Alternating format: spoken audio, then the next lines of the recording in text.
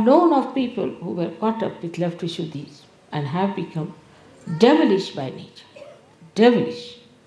They have gone out of Sahaja Yoga, they have criticized Sahaja Yoga, they have tried to trouble me a lot. So don't think that if Vishuddhi is spoiled, there's nothing so special about it.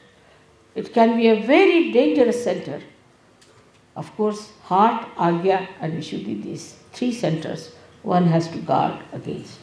Because three of them can allow you or can force you to become one with identification of evil as your own. You might just feel that it's nice to be evil. You might just feel that it is a great fun to be evil. And you might become evil. So at the Vishuddhi Chakra, one has to be extremely careful. Vishuddhi Chakra looks after so many things, especially your skin, your eyes. Skin is now, I have seen people who have bad Vishuddhi, can have all kinds of funny troubles with their skins. Of course, it has to do with your liver, but skin is the way it shines, the way it glows,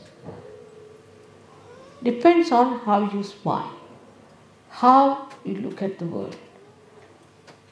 Many people have a habit of smiling for nothing at all, especially women I have seen, ladies I have seen, they just smile stupidly.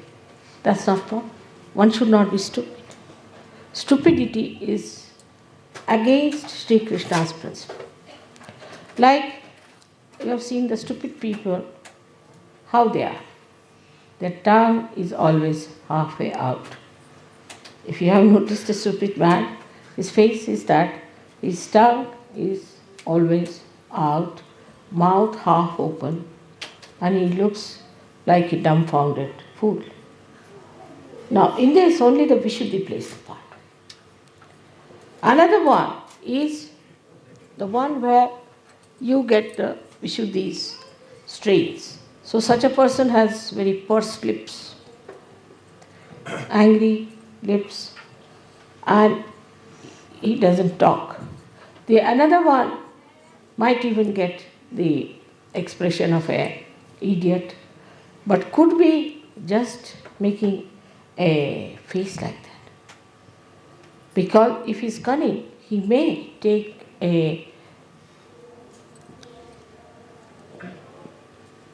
I would say a kind of a rupa, or what do you say? Huh? A mask. Mask, you can say, a mask on his face, that he is an idiot and may try to deceive you.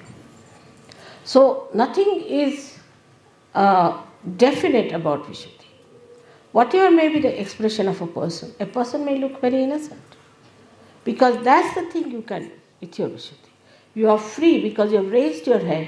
At this point, you have achieved this kind of a special aptitude that you can deceive yourself and you can deceive others. Some people look extremely innocent on the face. They may look to be very simple people, but may turn out to be horrid. Some people may look to be idiotic, but may be very intelligent. So it is how you play with your Vishuddhi which is responsible. But the main thing, what I am trying to tell you, that you can maneuver your Vishuddhi. The way you want to put your expression, the way you want to make your face, the way you want to suggest something, all you can maneuver. And you can keep your heart away from it. In the heart, you may have poison for a person, but outwardly you may say to that person in a very sweet manner something that the person might feel impressed. But in this, all this behavior, pattern of behavior, you are deceiving yourself, not deceiving the another person, because your self is spirit which knows you very well. And this will go on and on for all your lives that have to come. So there is no need in any way to be artificial in your expression. There is no need to hide anything in your expression. Of course, I mean, if you don't like someone, you need not just say, I don't like you. But in that case, you have to be not also so much appreciative of the person that he is deluded into your appreciation. Now, eyes are very important, and eyes, in a way, are very much looked after by Vishuddhi because the muscles of the eyes are looked after by Vishuddhi. Now, the kind of muscles we have, which pull our eyes, which close our eyelids, and all that, is very much suggestive. You must notice that there are some people who come to me, their eyes go on like this when they close their eyes. They cannot keep it shut. There are some people, when they open their eyes to me, they just keep the eyes open, they just cannot close it. Both are in trouble. The ones which are just keeping the eyes open all the time are the people having supraconscious moods. And those who are flickering their eyes are having the subconscious mood. Some people have also the habit of keeping the eyes in an angle all the time. They never see you straight, but in an angle they'll see. They think sometimes it's very fashionable. Sometimes ladies think it's a very good way of looking at people. And some of them have such eyes that they'll go on, looking and pouring their greedy eyes onto others or their lusty eyes onto others. This is the worst thing you can do to your eyes, because such people are easily can become blind. Such people might have trouble of the eyes, especially reddening of the eyes can come to such people very much, very quickly. So one has to be careful to keep the eyes very pure, the eyes of an Yogeshwara who was Sri Krishna. He was a witness. He was on this earth. He played with Radha. He married 5 women. They were the 5 elements. 16,000 women he married. They were his 16,000 powers. But he was Yogeshwara. He was Yogeshwara. He had no lust in his eyes, in his mind about them at all. He was beyond them. He was Yogeshwara. That was the testing point of his, that he had no lust in his eyes about these women that he had.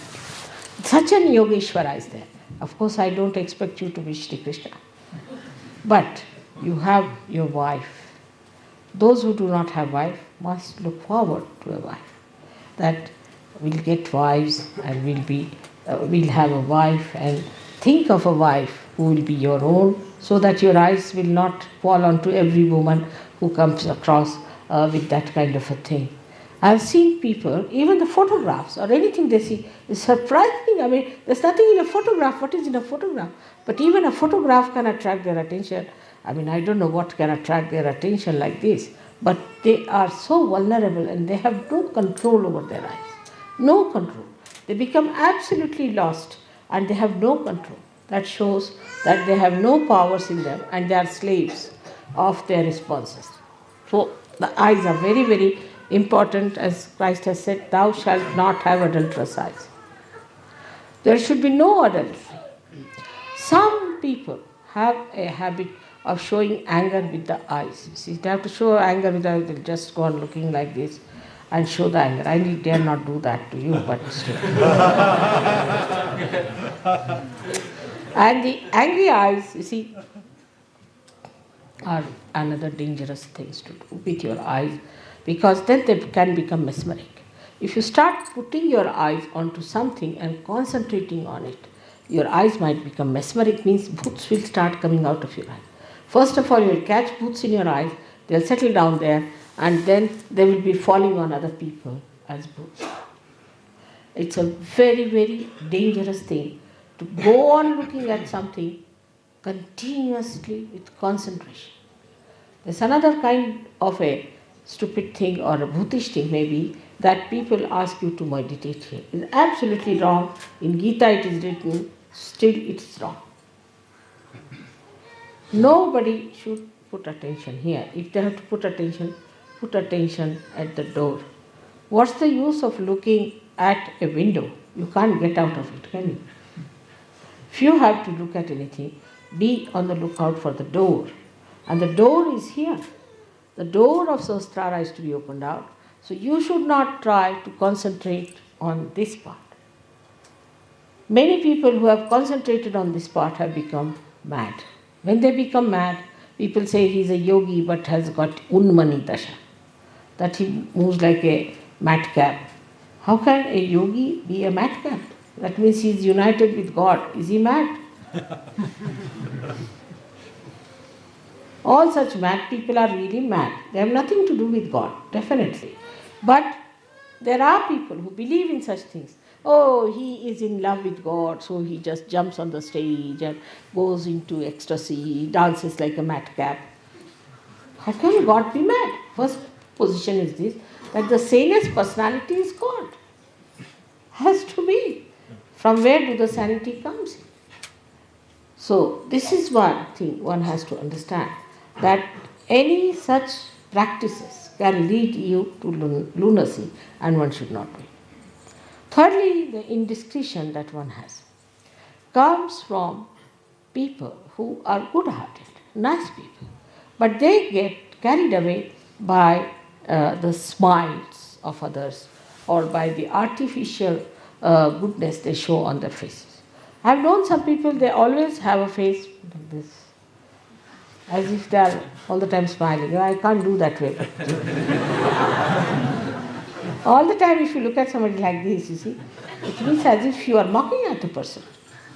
And there are people I've seen who just like this every time, get them like this. So, one should not be always in one pose. Sometimes these muscles can get very weak and start paining if you take one. There are some others who always try to show they are very miserable.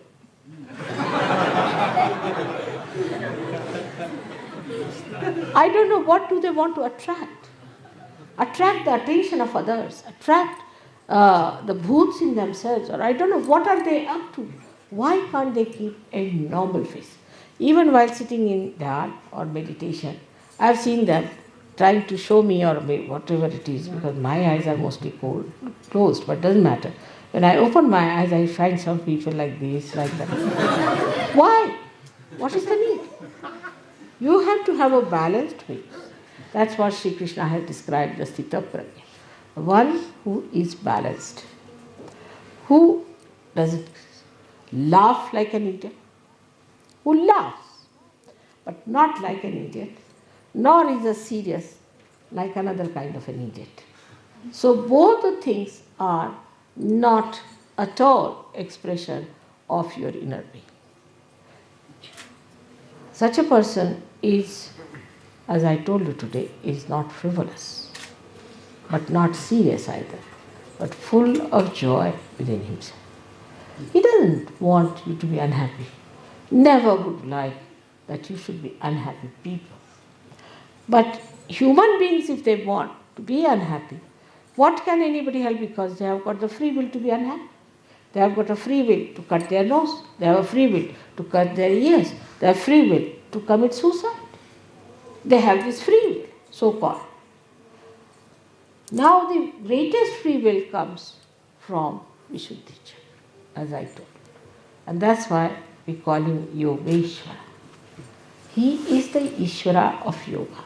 The establishment of yoga is possible when you surrender yourself to Sri Krishna. Completely surrender yourself to Sri Krishna. Your yoga will be established. Means what? Means all your balances will be established. You go into complete balance. And that balance is complete because Vishnu, who is the incarnation for sustaining the dharma, who is responsible for giving you the balance, becomes complete in the form of Sri Krishna. That's why he said that you leave all the dharmas. Sarva dharmanam parityajya mamekam saranam vraja. That's why I surrender all of them to you. So all the dharmas, if you put it at the lotus feet of Sri Krishna, means if you follow his ideals, then all your dharmas are balanced. But after realization, you go beyond dharma.